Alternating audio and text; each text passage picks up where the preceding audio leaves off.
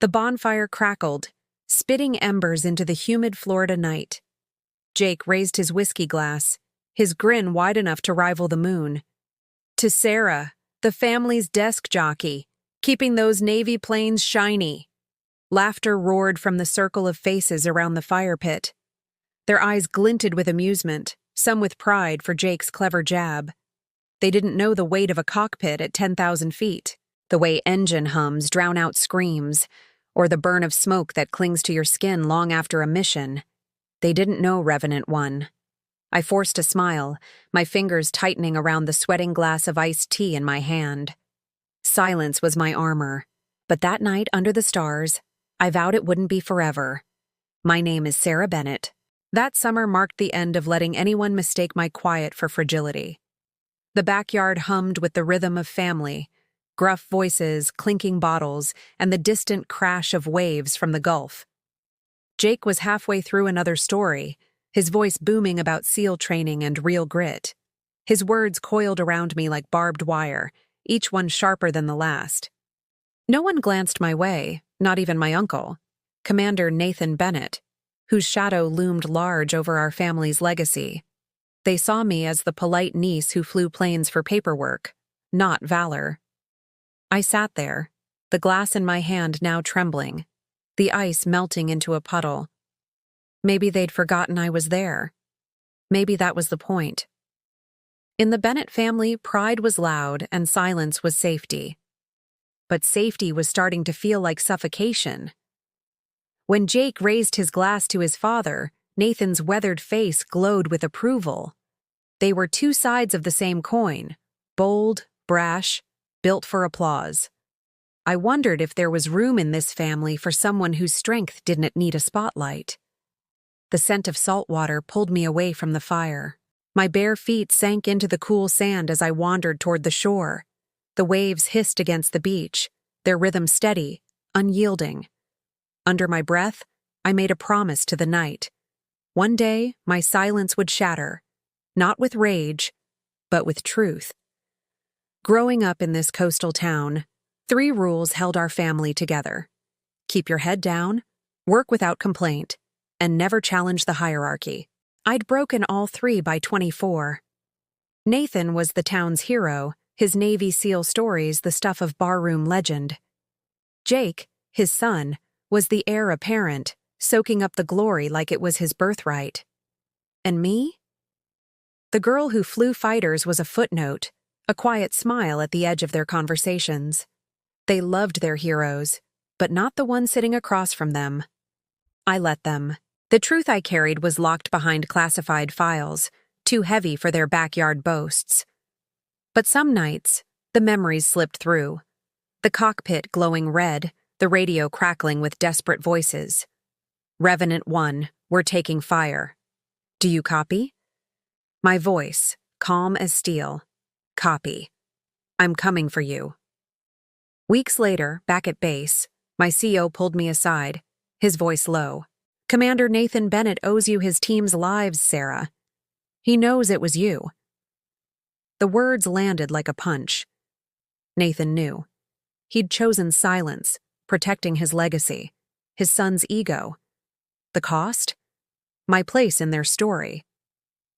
That night, sitting with my father on the porch, the air thick with cicadas, he murmured, "Some get cheers, others get the roar of jets."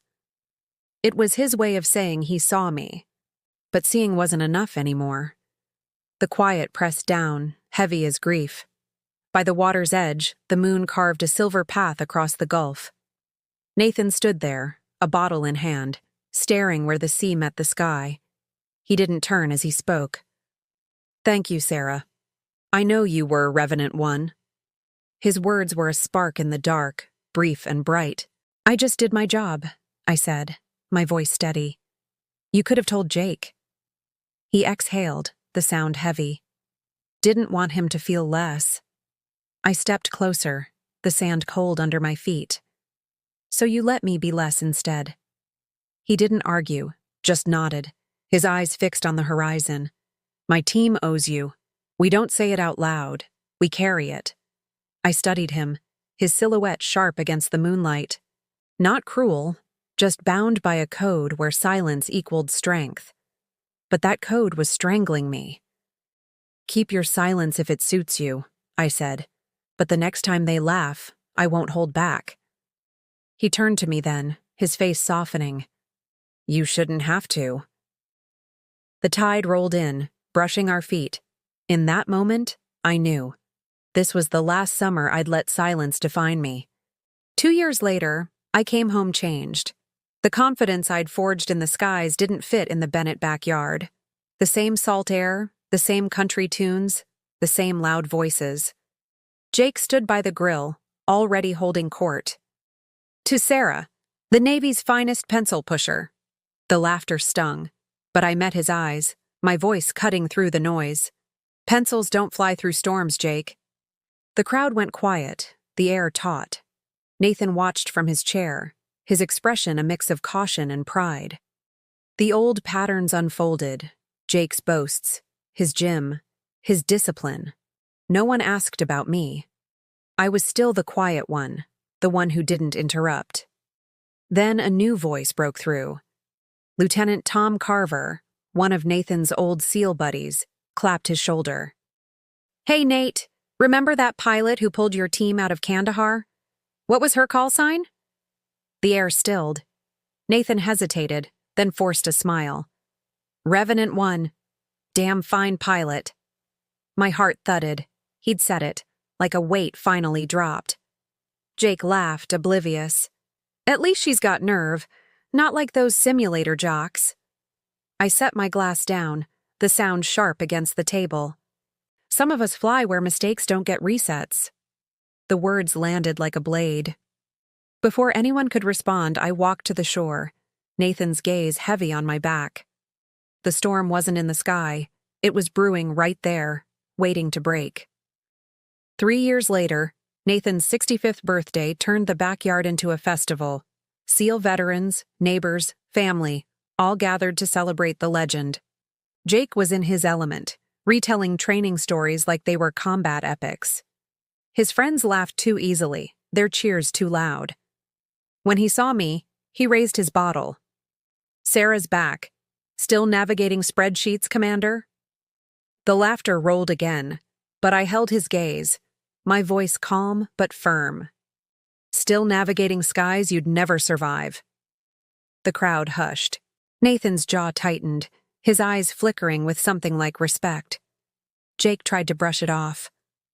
"Just messing with you, Sarah. You know I've got love for you." "You love an audience," I said, soft but unyielding. A grizzled SEAL veteran, half drunk, chimed in.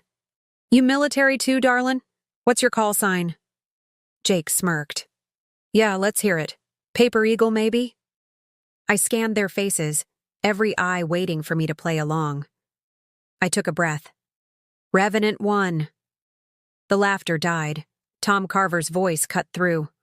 "Wait, you're the Kandahar pilot?" Nathan stood, his presence commanding the silence. "Jake, apologize, now." Jake blinked, caught off guard. "Dad, it's just a joke." "For mocking the pilot who saved my team," Nathan said, his voice steel. "She flew through hell to bring us home, and you laughed." Jake's face paled. "I didn't know." I stood still, the air electric with truth. "You didn't ask." Nathan's eyes met mine, heavy with regret and pride. He reached into his jacket, pressed a worn Navy coin into my hand. "This is yours. Should have given it to you years ago." Fireworks lit the sky, their booms fading into the quiet. Later, driving along the coast, the coin caught the headlights' glow. I didn't feel anger, only clarity, like a knot finally undone. 4 years later, I stood on a Pensacola runway, sunlight glinting off my medals.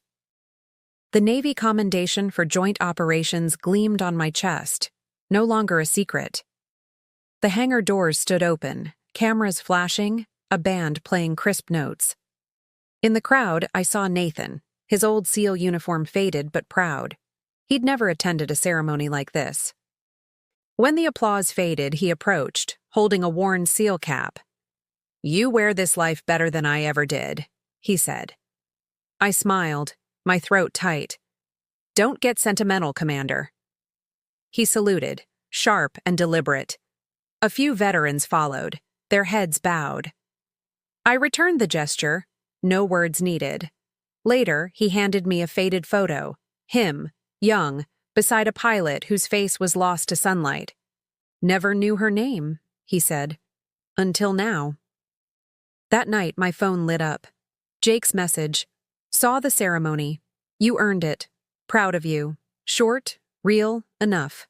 A year later, the Bennett backyard was softer.